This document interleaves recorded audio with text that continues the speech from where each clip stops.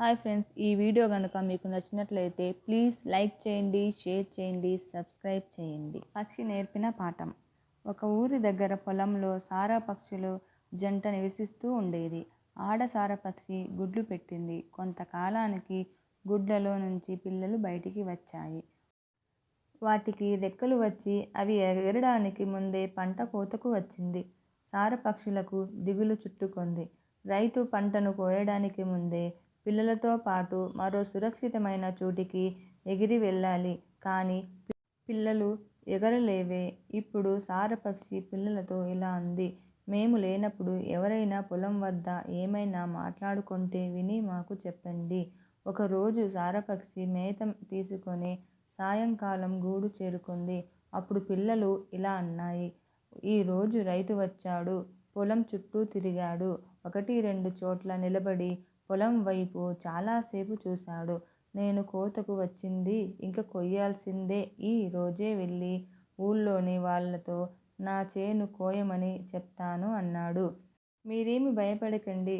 రైతు ఇప్పుడిప్పుడే చేను కొయ్యడు. ఇంకా కొన్ని రోజులు మనం ఇక్కడే హాయిగా ఉండొచ్చు అని పక్షి పిల్లలతో చెప్పింది. కొద్ది రోజులు గడిచాయి. ఒకరోజు సారపక్షి సాయంకాలం గూడు చేరుకుంది. అప్పుడు పిల్లలు బిక్కుబిక్కుమంటూ ఇలా చెప్పాయి: మనం వెంటనే ఈ చేను వదిలి వెళ్ళాలి. ఈరోజు రైతు మళ్ళీ వచ్చాడు.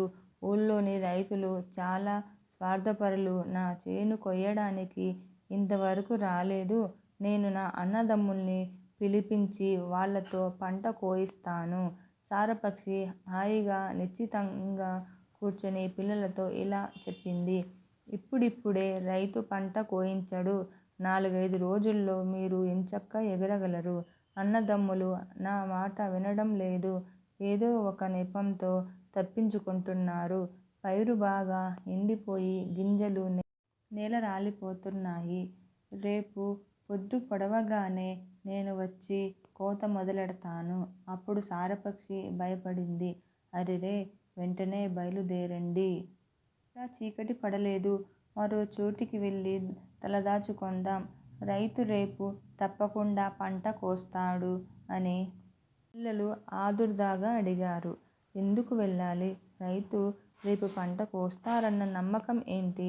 సారపక్షి ఇలా బదులు చెప్పింది: రైతు గ్రామస్తులను, అన్నదమ్ములను నమ్ముకున్నంతకాలం పంట కోస్తాడన్న నమ్మకం కలుగలేదు.